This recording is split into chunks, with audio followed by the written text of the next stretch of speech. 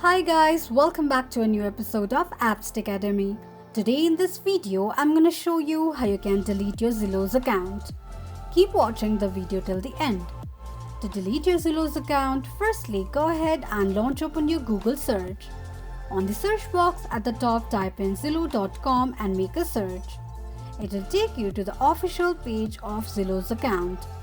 Log into your account and the home page of Zillow will appear on the screen. Click on profile icon at the top right side of the page and from the drop down click on account settings. On the next page, tap on profile.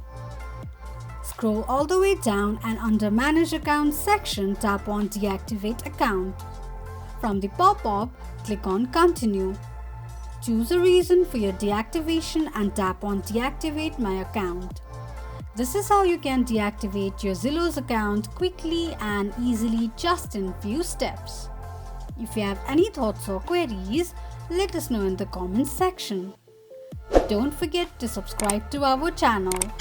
Also, press the notification bell icon so that YouTube will notify you whenever we post a new video. I hope this video was helpful to you. Thank you so much for watching.